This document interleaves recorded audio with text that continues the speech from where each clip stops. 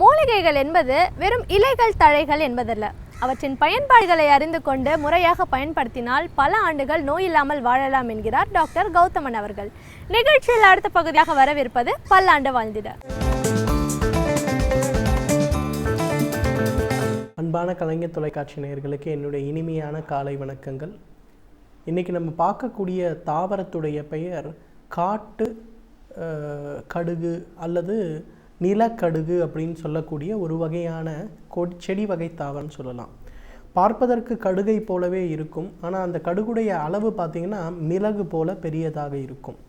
இந்த காட்டுக்கடுகை பொறுத்தவரையிலும் முட்டுகளில் ஏற்படுகின்ற வலிகளை குறைப்பதற்கும் குறிப்பாக ருமட்டாய்டு ஆர்த்ரைட்டிஸ் சம்பந்தப்பட்ட நோயை குறைப்பதற்கும் இயற்கை கொடுத்திருக்கின்ற மிகச்சிறந்த அருமருந்துன்னு சொல்லலாம். இந்த காட்டுக்கடுகை பொறுத்தவரையிலும் மிகுந்த சூடான ஒரு மருந்து அப்படின்னு சொல்லுவோம். ஏன்னா பொதுவாக இதை அரைத்து அதிகமாக வீக்கம் இருக்கக்கூடிய அதிகமாக வலி இருக்கக்கூடிய பகுதிகளில் நம்ம தடவும் போது நமக்கு பார்த்திங்கன்னா அந்த வலிகள் குறையும். ஆனால் அதே நேரங்களில் சரியான முறைப்படி இதை உபயோகப்படுத்தலைன்னா சில நேரங்களில் அது தோலில் காயங்களை ஏற்படுத்திவிடும். அதனால தான் எப்போவுமே பார்த்திங்கன்னா பாரம்பரிய மருத்துவத்தில் காட்டுக்கடுகை உபயோகப்படுத்தும் போது பாலுடன் கலந்து உபயோகப்படுத்துகின்ற ஒரு வழக்கம் உண்டு. ஸோ இந்த காட்டுக்கடுகு நான் ஏற்கனவே சொன்ன மாதிரி முட்டு வலிகளுக்கு ஒரு மிகச்சிறந்த மருந்துன்னு சொல்லலாம். முட்டு வலிகள் அப்படின்னு சொல்லும்போது பார்த்திங்கன்னா இன்றைக்கு அதிகமாக நம்ம பார்க்கக்கூடிய ஆஸ்டியோ ஆர்த்ரைட்டிஸ்ன்னு சொல்லக்கூடிய முட்டுகளுக்கு இடையே இருக்கக்கூடிய எண்ணெய் பசை குறைவதால் ஏற்படுகின்ற முட்டு தேய்மான நோய். இந்த நோய் ஏற்படும் போது பார்த்திங்கன்னா பெரும்பாலான நேரங்களில் முட்டுகளில் இருக்கக்கூடிய இயக்கம் குறைய ஆரம்பிக்கும். இரண்டு முட்டுகளுக்கு இடையே இருக்கக்கூடிய இடைவெளி குறைய ஆரம்பிக்கும் போது அது முட்டுகளுடைய தேய்மானத்தை ஏற்படுத்தி முட்டு தேய்மான நோயின்னு சொல்லக்கூடிய ஆஸ்டியோ ஆர்த்ரைட்டிஸ் நோயாக மாறிவிடுகிறது. இந்த மாதிரி பிரச்சனை இருப்பவர்கள் என்ன பண்ணலான்னா காட்டுக்கடுகிலிருந்து எடுக்கக்கூடிய அந்த கடுகை அப்படியே எடுத்து நன்றாக பாலில் வேக வைக்க வேண்டும். பாலில் வேக வைத்த பிறகு அதை நன்றாக அரைத்து ஒரு மை போல அரைத்து பாதிக்கப்பட்டிருக்கக்கூடிய முட்டுகளுக்கு மேலே எல்லாம் பூசி ஒரு வாழை இலை வைத்து கட்டிவிட வேண்டும். இதை ஒரு மணி நேரம் அப்படியே வைத்திருந்து அதன் பிறகு வெந்நீர் வைத்து கழுவி விட வேண்டும்.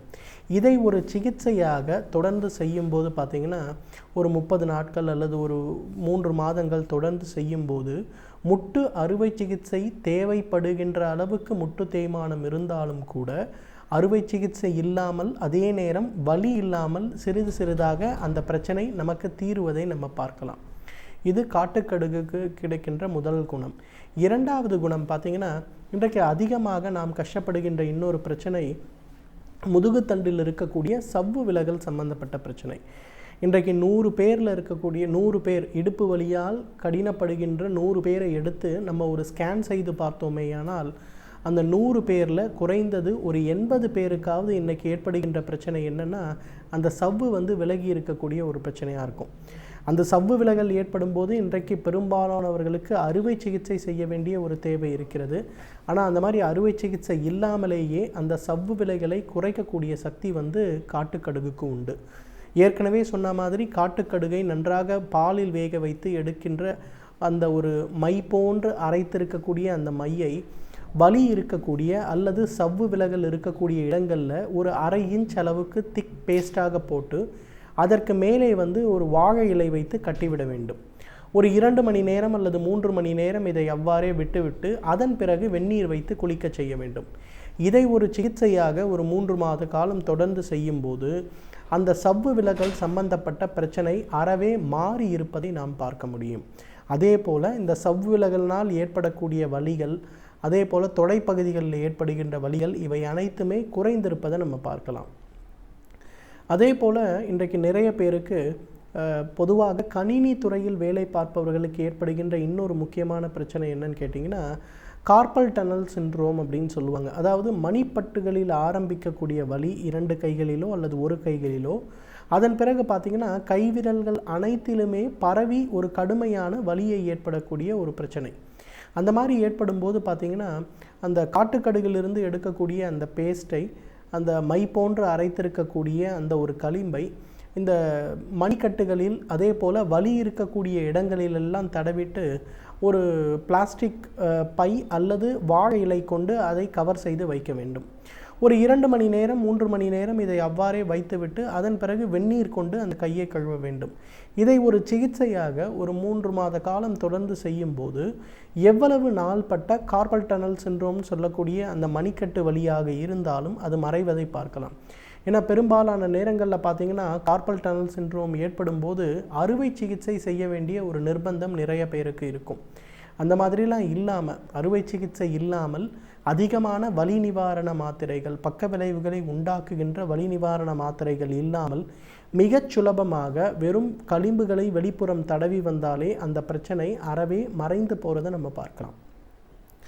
உடலில் ஏற்படுகின்ற முட்டு சம்பந்தப்பட்ட வலிகளாக இருந்தாலும், உடலில் ஏற்படுகின்ற தசை சம்பந்தப்பட்ட வலிகளாக இருந்தாலும், நிறைய கிராமங்கள்லாம் இன்றைக்கு கூட பார்த்திங்கன்னா இந்த காட்டுக்கடுகு கிடைக்கக்கூடிய இடங்கள்லாம் அந்த கடுகுகளை எடுத்து நன்றாக பால் கொண்டு அரைத்தோ அல்லது தண்ணீர் கொண்டு லேசாக உரசியோ வலி ஏற்படுகின்ற இடங்களில் பத்து போடுகின்ற வழக்கத்தை இன்றும் பார்க்கலாம்.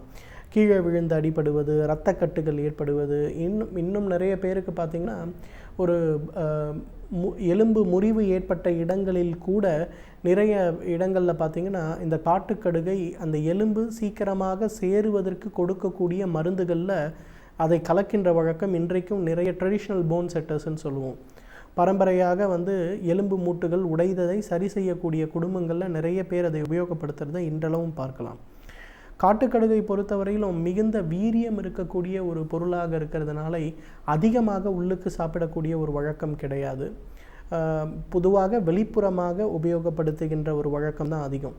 நிறைய இடங்களில் பார்த்திங்கன்னா இன்றைக்கும் உடல் எடை குறைக்க செய்கின்ற சிகிச்சைகள்லாம் பார்த்திங்கன்னா காட்டுக்கடுகை நன்றாக பாலில் வேக வைத்து அரைத்து அதை வீரியத்தை குறைத்து அந்த பொடியை என்ன பண்ணுறாங்கன்னா வயிறு பகுதி, பிட்டப்பகுதி, இந்த மாதிரி உடலில் எங்கெல்லாம் தேவையற்ற கொழுப்பு சம்பந்தப்பட்ட பொருட்கள் இருக்கிறதோ அந்த இடங்கள்லாம் தேய்த்து 1 மணி நேரம் ஊற வைத்து அதன் பிறகு வெந்நீரில் குளிக்க செய்கின்ற ஒரு வழக்கம் அப்படிங்கிறது இன்றளவும் இருந்து வருவதை நம்ம பார்க்கலாம். உடல் எடை குறைப்பதற்கு உட்புறமாக இல்லாமல் வெளிப்புறமாகவே தேய்த்து உடல் எடை குறைக்க செல்கின்ற சக்தி இந்த காட்டுக்கடுகுக்கு உண்டு. எனவே நேயர்களே, இந்த காட்டுக்கடுகை பொறுத்தவரையிலும் முட்டு தேய்மானத்தினால் ஏற்படுகின்ற பிரச்சனைகளுக்கும், சவ்வு விலகலினால் ஏற்படுகின்ற முதுகுத்தண்டு சம்பந்தப்பட்ட கோளாறுகளுக்கும், கார்பல் டனல் சிண்ட்ரோம் அப்படின்னு சொல்லுகின்ற மணிக்கட்டு சம்பந்தப்பட்ட கோளாறுகளுக்கும் அதிகமான உட்புறம் உட்கொள்ளக்கூடிய மருந்துகள் இல்லாமல் வெளிப்புறமாக உடல் எடை குறைவதற்கும் இயற்கை கொடுத்திருக்கின்ற மிகச்சிறந்த அருமருந்து. தகுந்த மருத்துவ ஆலோசனையின் பேரில் சரியான முறைப்படி வெளிப்புறமாகவே இந்த காட்டுக்கடுகை உபயோகப்படுத்தி கொண்டு வந்தாலே நம்மாலும் பல்லாண்டு காலம் ஆரோக்கியமாக வாழ்ந்திட முடியும்.